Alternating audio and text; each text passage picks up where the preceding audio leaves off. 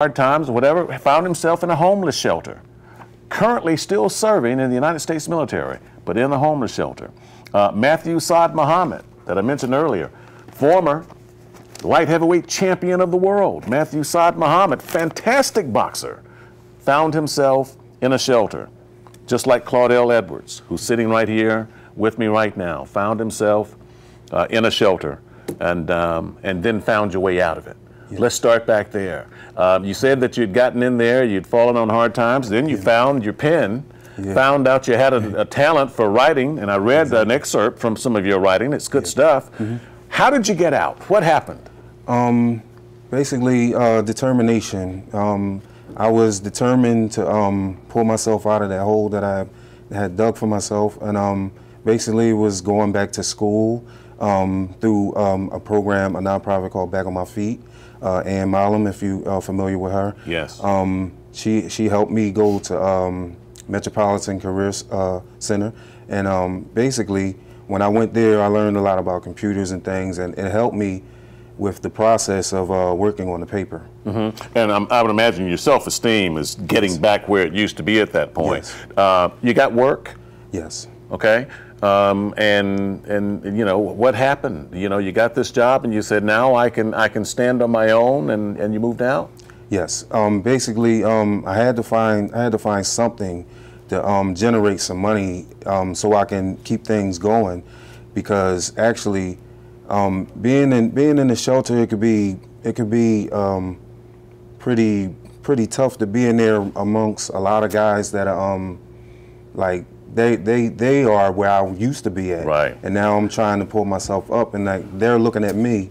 So what I'll try to do is try to be a shining light to the others. And I have to say, Claudell's really one of the most determined people I've ever come across.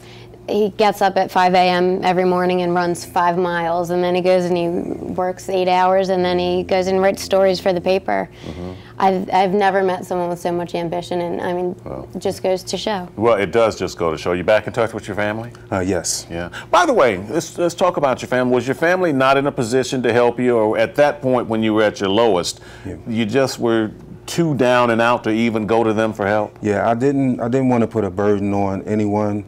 And I basically wanted to do it myself, and I just wanted to pull myself up from where I was at. And it was tough not going to them, but I made the decision to try to do it on my own. Yeah, yeah, and again, part of that was writing for this newspaper. I love what you guys have as one of your monikers here.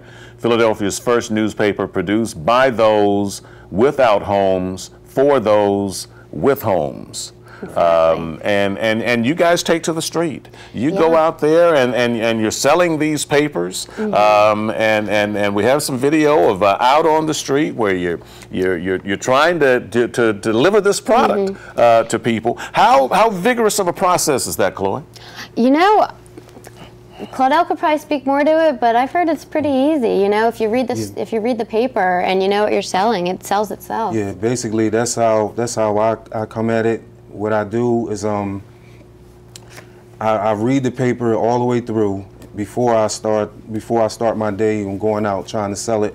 And basically, once you know what's in the content, it makes it an easy sell, because now you're speaking about what's inside of the paper and you're trying to get people's attention, which is kind of tough at times. Yeah, you have people that walk by. Well, and that's going to happen with anything, though. They could be selling the Inquirer or the New York Times, for that matter, and people don't want to be bothered, you know, and there's no necessarily reflection on the particular newspaper. They just may not be interested or may not have time. But you have to be determined that you've got to get these papers sold, don't you? Yeah, because basically what I do, I'm real forward, and I let them know about the paper and what it's about, and how the people can help.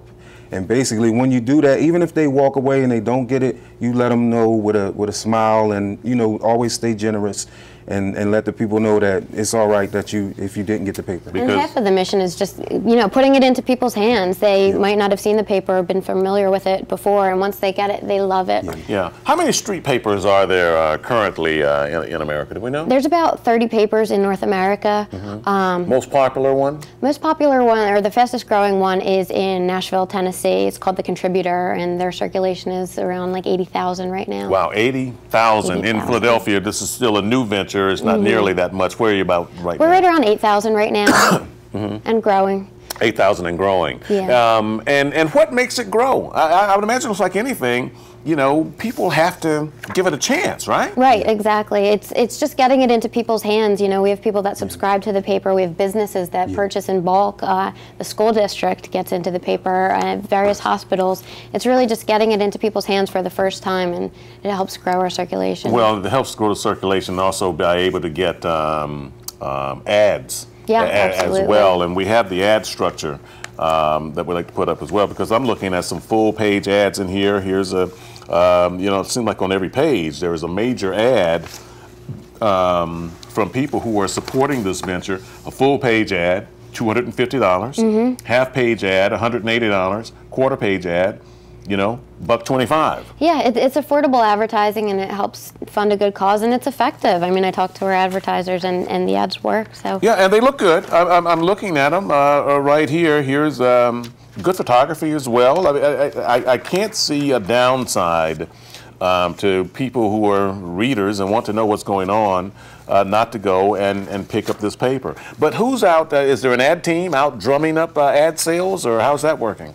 That's done through the vendors and through us at RHD. I mean, the vendors are the ones out talking with people, and they get them engaged in the paper, and then they'll call over to the office and tell us that they're interested in advertising. Yeah, here's an ad from Canon. Yep, Canon's been on board from the very beginning. Canon's been on board from the beginning. Here is a singer, Mary McBride, holding up the paper, a very popular singer there.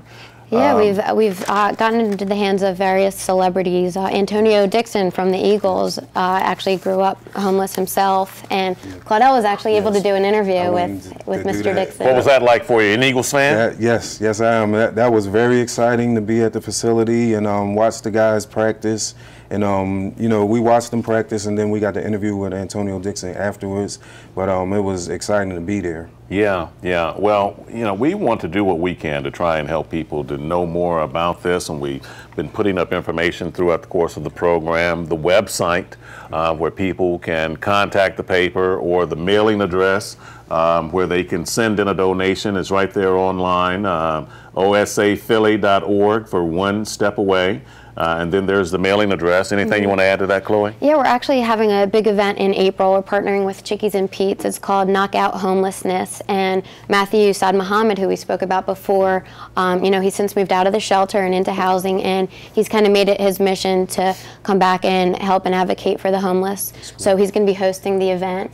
And we have Darren Dalton coming out, some other big names. Dutch Dalton is on board. Yep. So you're getting a lot of people coming on board saying, hey, this is a way that I choose to help, rather than by, you know, giving you a quarter out of my pocket as I'm walking down the street. It's something people can really get their heads around. You know, it's a self-help model. You know, people are working, they're writing for the paper, they're out selling, they're gaining valuable career skills, whether it's writing or sales, learning to use computers. I mean, Claudell can tell you about that. He's trained a lot of the guys in Claudell, we're just about out of time here, but what, you're working on another article right now? What can we look for? I'm working on quick pitch. Various.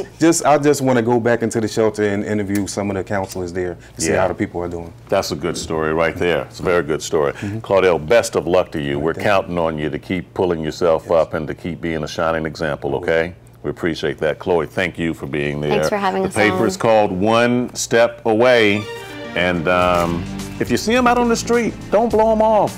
Pick up one, okay? We'll see you again next time on The Report. Take care.